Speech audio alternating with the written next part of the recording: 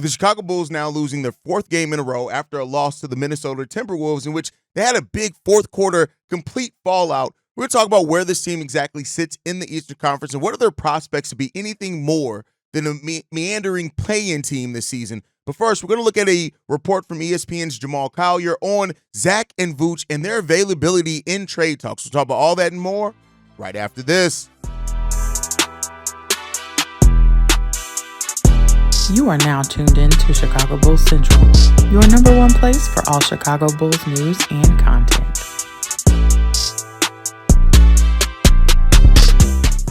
What's going on, Bulls fans? Welcome to another episode of Chicago Bulls Central, your number one spot for everything Chicago Bulls related. I'm the host there, Haize, but more importantly, you guys can follow the channel at Bulls Central Pod on every social media platform we happen to be on. With that being said, let's go ahead and get into this content for today. And I want to start off with the report from Jamal Collier that's saying this. The Bulls are expected to put LaVine and Vucevic on the trade block at some point after giving them time to rebound from their disappointing seasons in 2023-24. Now, a lot of Bulls fans are going to love hearing this because the Bulls fan base right now is kind of in two different camps, right? You have the Bulls fans that want to see this team compete, that still thinks that this team can be a really good team this season. And you have the Bulls fans that think, hey, that top 10 pick is the most important thing this season. And where do I sit in this? I really sit in a place where, listen, if the Bulls young players step up in a way and this Bulls team's actually competing for a playoff spot, I'm not mad at that, right? And ultimately as well, if the Bulls do end up sucking throughout the entirety of this year, and we end up in the lottery and we can keep our pick, I'm not necessarily mad at that at all either. The thing that I'm more kind of two minds about is, you know, this front office yet again going into the season, even after making changes, that they're still trying to live in two worlds. And maybe that starts becoming more aligned to just one world as the season goes on. And that's kind of what this rumor kind of points towards. Now, a lot of people have thought that anyway, right? Like in AK in the media day, when he was asked about would they still move on from Zach LaVine, he was very non-committal on an answer. Not to say that he's going to come out and say, yeah, we'd absolutely trade our best player right now if teams would just give us something that we want. And the Vooch thing kind of is more in line with like what we saw with DeMar DeRozan, right? And it's not that DeMar DeRozan was a terrible player at all. Like, DeMar DeRozan was good. He was really good here in the Chicago Bulls uniform. But at some point, you got to ask yourself, like, what are you really going to be? What the level you realistically can compete at with this team that you have currently constructed? And so that brings us to the next two things that I want to talk about. What is the value of these two guys, right? What is the potential value that these two guys hold out in the trade market? And that's kind of more of a difficult thing to really gauge right now at this early part of the NBA season. There are a lot of teams right now that are either disappointed or overachieving right now. You know, look at the Nets and where they are. You look at the Philadelphia 76ers and the Milwaukee Bucks and where they are. Like, there's still a lot to be told left in this NBA season. A team like the Memphis Grizzlies, who, while Zach Edey's playing pretty solidly for them, you know, maybe they do look at Vooch and how he's been more consistent, especially with having a rim protector like JJJ next to him, and say, this could be the difference between us, going, to the Western Conference Finals or not, like something like that. So when you look at Vooch's value, which is where we're going to start at, Vooch is averaging 20.8 points per game right now, career high field goal percentage of 56%, and a career high three-point percentage at 45%. Vooch is absolutely balling. And a couple of episodes ago, when I went through the advanced analytics of each Chicago Bulls player and starter, Vooch is also having an impact on the defensive side of the ball more than what he really ever has at any other point in his career. Vooch is playing really, really good basketball right now. And at being 34 years old, 1 year left on his contract after this season, I know some Bulls fans are going to say, well, we just signed him. He's playing good. Why do we move him now? And the question to that, and the answer to that question is to actually get value back for a piece and not wait until the piece's value has gone away. Now, that's determined by a couple of different things. That's still ultimately the Bulls have to decide where they are as a team and what their goals are for the remaining part of this team. And we'll get into that here in a second as well. But Nikola Vucevic and what he's able to average right now and his age and the fact that his contract is $20 million, it's not a bad contract at all. The Bulls, if they're going to move Nikola Vucevic, should be able to get at least a protected first-round pick. Now, if the Bulls are being offered less than that, let's say the teams are offering 2 seconds, 3 seconds, or whatever, that's where you may have to get into a place and maybe some salary cap filler. But you have to get into, are you getting a young piece back that maybe adds to this young core that you're trying to develop?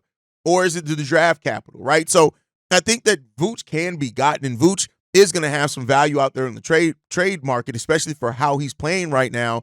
But let's not over analyze, right? I've seen some people say, like, can we get an outside of the lottery pick, something like that? There's still years of data on Vooch. While he's having a great season right now, there's still years of data that teams are going to be looking at. His lack of defense. I think also if you're a team that's going to be trading for Nikola Vucevic, you need to make sure you have good perimeter defenders and maybe some rim protection out there else around him, just kind of lessen the defensive impact or the negative defensive impact he's had over his career, even though he's having a solid defensive impact this year. So those are things that you need to look at when it comes to Vooch. But I think Vooch, if any team offers a pick that's top 20 protected, I would say I would like to get a top 18 protected pick, but let's say a team says, "Hey, babe, if it's lower than 20, you'll get the pick," right? Maybe that's something that the Bulls do, especially in this upcoming draft. If it is in this draft, now if it's in the 2026 draft, that's when you want the protections to be more so lottery protections, those type of things, to be outside of that, because that draft isn't going to be as deep as the 2025 draft. But that's where I think Nikola Vucevic's value is at right now. Then you get to Zach LaVine. And at the start of the season so far, Zach LaVine is averaging 22.7 points per game on 45%, 0.8 shooting from three as well. He's shooting the ball really well right now. Zach LaVine is playing some of the best two-way basketball that you've ever seen Zach LaVine. This is the first season, and I get it. It's a small sample size. He's missed 3 games now, but this is the first season where Zach LaVine is actually a plus defender per the analytics. Now, Zach LaVine's still going to have the things. And like I've said with Vooch, teams shouldn't be stupid to let one season override a decade worth of data you have on Zach LaVine. But the fact of the matter is 49% from the field, 45% shooting from three. He's taking 8 3-pointers per game, which is the highest of his career. And he's shooting it at the highest rate, at the precise percentage of his career as well. You look at Zach LaVine's true shooting percentage as well, that's really solid. Zach LaVine's averaging a true shooting percentage of 64.8%, which is the highest of his career as well. So, but when you look at it as well, the things on Zach weren't just if he can score. Of course, defense, which, like I said, he's a much more active and engaged defender so far this year. But then there's also the aspect of health. And that's where you start getting into the thing of, you're seeing Zach right now with the abductor strain, missing 3 games, right? So you have to take that into consideration as well. But if Zach LaVine is primarily on the court more than he's off the court between now and the trade deadline, of course, teams could get back in on the Zach LaVine trade market. But the question, again, that we're presenting here is, what is the value of Zach LaVine?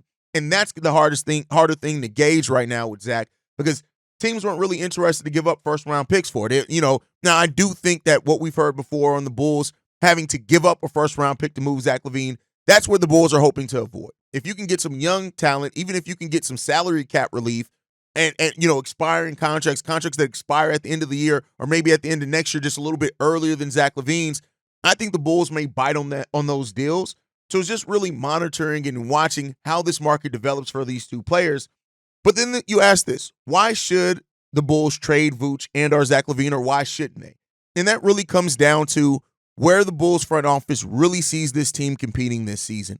And that's the harder thing to gauge right now, because, listen, it's a lot of still questions around this Bulls team. This Bulls team is still 9th right now in the Eastern Conference standings. And so it's not like it's at the bottom of the Eastern Conference, but, we'll talk about that. So if the Bulls do move Zach and or Vooch, it really just becomes about the draft capital, right? This is a team that is far away from truly competing. And if you can get young talent back or draft capital, which of course is going to turn into young talent, you have to draft well. That's where this Bulls team sit on why they would be willing to move those guys. Vooch, because of his age, right? Because of Vooch being 34 years old, he has 1 year left on his deal. You don't want the last thing you would want to do is something happen at the end of the season, an injury, or him to taper off, start off next season bad, and then you're trying to move him. So the Bulls may want to strike where the iron is hot. For Zach LaVine, it's more so salary things, I think, that are really impacting the Chicago Bulls and their desire to move off of Zach, because that $40+ million contract and where this team sits, if you can come off of that, gain a little bit more flexibility, get younger, that's maybe where the Bulls sit right now. And I'm not telling you that guys at the Bulls should necessarily trade either of these guys. I don't know right now. But that's where we sit. That's where the value potentially is. And we got to see what it comes down to. But there are still tons of questions around this team, which brings us to our next thing. And kind of the answers to these are really going to help determine what the Bulls do, right? So after the loss to the Minnesota Timberwolves, right, there are some important questions that this team needs to ask themselves for the rest of the season. Where do the Bulls really sit in the NBA? And that also plays into how and why you could be looking to move on from Zach and or Vooch, right? Right now, the Chicago Bulls are the 9th team in the East standings right now, but there's teams like Philly, Milwaukee, who are off to terrible start so far, with Philly not having their best player on the court yet. They just lost Tyrese Maxey. They only got a couple of games of Paul George so far. So this is a team that still is probably going to finish the season stronger as long as they can stay healthy. That is an if with the Joel Embiid team. But then you have Milwaukee as well, who's had a very tough start to the season. They look old. They look slow. You still expect them to be able to turn it around and win some games in the Eastern Conference, right? And then you also have the Orlando Magic, who are missing Paolo Banchero. We're going to miss him for a little while. And so those three teams really could be drastically better at the second half of the season than what they are in the first half of the season. So the Bulls, looking at the standings right now, seeing themselves at 9th as a playing team, have to ask yourself, if any team in Philly, Milwaukee, God forbid the Toronto Raptors or anybody else starts winning more games, that could realistically push the Chicago Bulls out of that playing area. But you also have teams like the Brooklyn Nets, who we all expected to be bad. They're right now the 4th team in the Eastern Conference. They could drastically fall. So the Bulls have to really ask and survey it and say, where do we really stand in this Eastern Conference, and how close can we get to competing and trying to win a playoff series? Because I tell you what, just getting into the play-in doesn't mean anything anymore, right? That's where the Bulls have set for the last 3 years. And when you look at this team, the players that were on this team that were still part of that playoff run that we went on at that time, the last time we had an actual playoff berth, not talking about playing, is what? Ayo, Kobe, Patrick Williams, Vooch, Zach LaVine. Dalen Terry wasn't here. Julian Phillips wasn't here, right? Montes Bucelis damn sure wasn't here. Jalen Smith wasn't here. So, what has that team really benefited from the play-in over the last few years? That's what you also have to ask yourself, right? And then also, one thing that actually could help the Chicago Bulls is the fact that you've been missing Zoe and LaVine for so much of the season. So if they're looking at where and trying to determine where we sit, the Bulls can say, hey, if Zach and Zoe play more games, we could easily, instead of being 9th, we could possibly be 4th or 5th right now. So that's another question. Again, this isn't to answer, to say, hey, this is absolutely what the Bulls should do, but this is what the Bulls are looking at right now. They have to ask themselves, what is this true ceiling of this team? And if development is the main focus, you got to ask yourself, what are you doing to develop? And then also you got to ask yourself, how do you rise up really the standings in these? I've said it before, the way that the Bulls are playing right now is not necessarily, the way they're playing is sustainable, but having success in how they're playing is not sustainable. You are not going to have sustainable success, in my opinion, with how the Bulls are playing. Now, do you adapt? What happens? The NBA is going to adapt to you, those type of things. Despite the Bulls' new play style, which is built off pace, which the Bulls are high in the league in pace, we are 28th in offensive rating over the in this season so far. We are the only teams behind us are the Utah Jazz and the Orlando Magic. The Utah Jazz have not hired Lauri Markkanen. They're also a badly run team. Doesn't seem like that organization believes in their players. And the Orlando Magic, we knew that the offense wasn't necessarily a calling card, but then they're without Paolo Banchero. So you're towards the bottom of the league of offensive rating, and the things that you have done successfully haven't really led to a huge amount of wins or sustainable success. The Bulls right now rank 18th in points per game, 24th in field goal percentage, and 9th in three-point percentage. We rank 7th in assists, and when you look at that, none of those things are adding to the Bulls being a really good offense. We are a more exciting offense. We are a more entertaining offense, but we're still not a good offense. And thus, the Bulls are losing basketball games despite ranking first in pace in the NBA.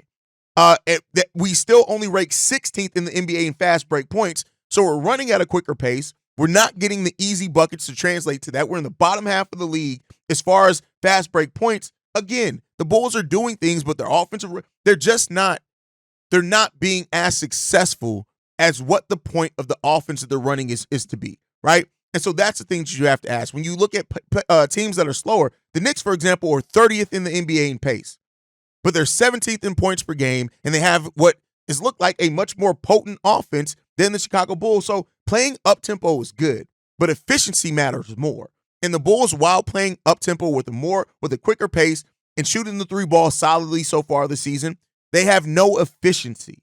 And because of that lack of efficiency, it's leaving the offense, despite looking good, it's the exact example of you can look good but still be shit. And the Bulls offense looks good, but it is not yielding the necessary results that looks like a team that's going to be able to win, sustained winning in the NBA. Now, that could change. Zach LaVine could come back. We can get back to rocking and rolling. Lonzo comes back. Some things can start working out. Maybe Jalen, maybe Patrick Williams wakes up. Io hasn't been himself offensively based off last year yet. Maybe we start playing Modest Vucevic more.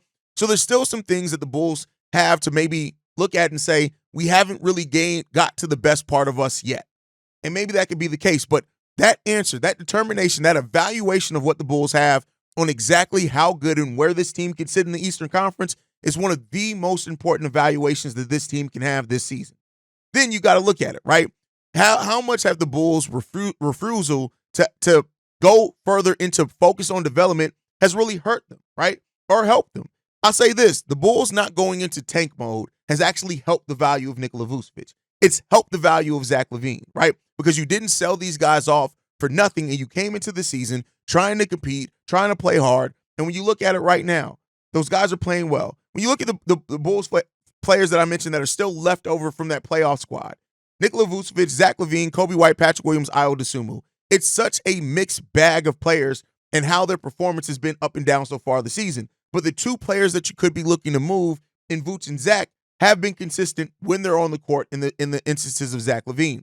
And so right now, this Bulls team has to ask themselves, how do they want to finish this season, right? Is it acquiring draft capital and opening up more minutes to develop your players? Because I tell you what, it's not about trying to lose games. No players are on the court trying to lose games, but it's about putting your players in a situation where they can meaningfully develop.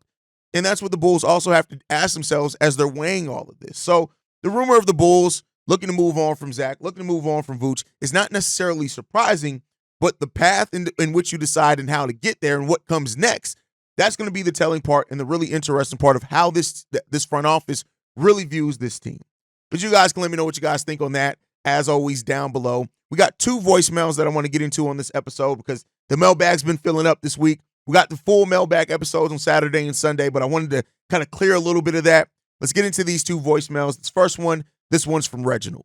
Hey, this is Reginald from Columbus, Georgia. I'm just going to comment on the topic you had concerning whether or not the Bulls should be focused on winning or developing their talent. And I agree with you that they should be doing both. I know that we as Bulls fans want to see more young guys doing minutes. At the same time, we don't want to do it at the detriment of, of winning games. And we have a higher standard set for guys like Julius Phillips and David Terry, because we see what they can do last year in classes. We know that if Julius Phillips up on his shot, he could be a dangerous guy to have on in the rotation. And we came David Terry. And I know he's still working on control, working on his own offensive game. You see the energy he provides. He provides solid defense. They both can switch up on guys. So giving them 10 minutes a game doesn't hurt, because they also provide actual results when they're on the floor. And that's for modesty and the G League. I was one of the two Bulls fans who, during summer league said, yeah, he needs to go G League because he's not going to get minutes that he needs, on the floor. He's got to get stronger. He's got to work on his foot speed. He's got to get to learn the system. He's got to work on his shot. He can't do that from off the bench. He's stuck on the bench all day. He has to be in a real game time situation. For him to be a G League would be better for him in the long run. They're seeing, ESPN analysts having conversations about this in regards to quarterbacks. Is it a good thing to throw quarterbacks into the game? Just let them get their heads knocked off for a year or two to, let them get acclimated, or just let them sit and wait a year or two, let them develop. And I was always in, of the opinion to let them develop, let them learn off the bench, let them learn the system, and then see what happens. But, that was my opinion. I'm glad the Bulls made the decision they made feeling modest in G League for maximum success in the future. But thanks, man. What's your opinion? And here's the thing, trying to win games and focusing on development can happen at the same time, right? I want to be clear there. It can happen at the same time. And it just really comes down to what level you're at and what your expectations are, right? Because if you're a team that has the expectations of winning like 20 games, yeah, you go out there and you fight and compete. You try to learn the process which you need to win. Like we've seen a lot of young teams, like when they're young and scrappy, like they compete in games, but they don't necessarily know how to close games because they're still learning how to win. That's kind of the perfect place to be in if you want to try to focus on development and you want to focus on trying to win games, is you kind of want to be in that place until your talent kind of develops, and then the focus shifts more towards winning games and the development becomes less of a factor there. And that's what the Bulls have to ask themselves, right? So it's an interesting prospect and place where this Bulls team is, and they just got to figure out the right balance, man. Now, as far as Modest being sent to the G League, like I said, I can see the merit in it and getting them reps if he's not going to get it at. Here's the thing that I look at, and this is what I try to look at it at. Regardless of where it is, it's about getting Modest Vucevic the reps to be able to develop his shot, to be able to work on the mechanics of his shot, to be able to work on his weight, to be able to work on his on the things that he needs to do to play defense, rounding out those things, right? And so the reps are the most important part of that. If those reps are coming at the NBA level and he's going to be playing more 13, 14 minutes at the NBA level, that is more valuable than 20 minutes in the G League. But the place where Modest was before this recent 2 games of him getting minutes, it was 5 minutes at the NBA level. And I would say this, more than 5 minutes of playing spot-up shooting at the NBA, going to the G League and playing 20 minutes of getting 15 shots per game for you to start working on the things that you need to work on the NBA level, that's a greater value there on the development part of Modest Vucevic than where he was. Now, if he's going to stay where he was the last 2 games of getting double-digit minutes, I think then those NBA minutes are very much more so valuable. It just comes down to what Billy Donovan is going to do and how this coaching staff is actually going to use Modest Vucevic. I think that's a very good, important part of that. All right, let's move into this next voicemail. This one's from Brian Washington. Hey, what's up, hey? This is Brian Washington from the West Side. I got my answer to whether the Bulls should focus on winning and development. I mean, I thought that's what they G League was for, development. I think they always should be focused on winning because the players want to win, I'm sure. So they don't want no tanking season. I'm sure they ain't going out there to lose on purpose. And I think the whole team focus, every team really, that's the player's dream to come into the league and win. So I think they should focus on winning. They got the G League, whoever ain't playing good or you can't get enough minutes for, put them on the G League team. Let them develop that. Because that's what that's for, right? So I think, yeah, they should focus on winning. And we really, whatever move they plan to make, man, we need a power forward move. I don't know if Haize, I like him, you know what I'm saying, but he ain't giving us that. If he, to me, he ain't got to score. You rebound the fucking ball. The defense, cool, but get those rebounds too. I like he scored really, you know what I'm saying? He scored good enough. It gotta be consistent though. Give me 12 points and 10 rebounds. 12 points and 8 rebounds a game. He ain't got to score 20. Give me 12 points and 8 rebounds a game. He lacking on that. But I like P. Will. He got a lot of potential, but I think the Bulls need to start looking at their development team, they coaches and who developing these guys, who they shooting trainer, who defensive coach is, who them the motherfuckers who point the finger and the players. They got to play that team defense. Everybody can't play defense one-on-one, you know what I'm saying? But team defense, ain't no excuse for not playing team defense. It ain't.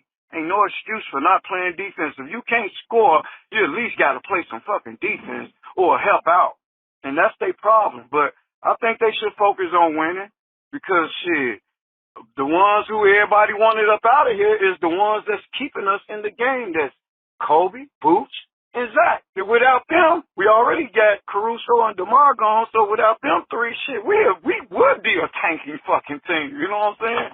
Without them, so, and Vooch balling out, you pointed it out, Vooch balling. He balling. They got to keep that going. Run that ball through him. That ball needs to run through Vooch. And we'll be better. We got some decent shooters. Everybody hitting the 3. That's what we focus on. Everybody can't be behind the 3-point line. Throw that ball down to Vooch.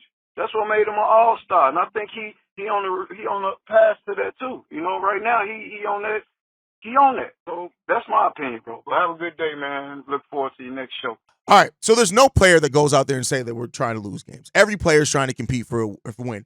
Franchises, front offices try to put the team in a situation to quote-unquote tank. Now, I don't think that this Bulls team is ever going to be outwardly tanking. They may just not be good enough to compete, which could lead them to the lottery. But that's where you really got to come down at it and get it. Like, so we'll see what comes out of that. I agree with you on P. Will. His rebounding and inconsistency has gotten to get better, because if it does, you actually got, again, a solid role player. Is he going to live up to some people's expectations of a 4th overall pick? That is highly unlikely at this point, but he still can be a productive NBA player. He just got to wake up and go after it and want it. Use that almost 240-pound frame you have now to get it done. And that's what we got to do. Now, as far as the last part of what you mentioned, playing more through Vooch.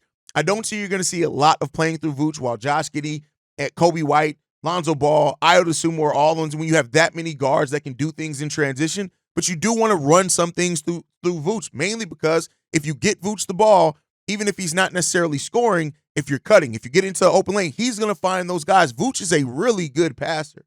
And so I think you want to use that more. Now that you have more space in that mid-range to run that high post and for him to kind of survey and players to kind of cut and move, yeah, Vooch can be used really, really well in a case like that.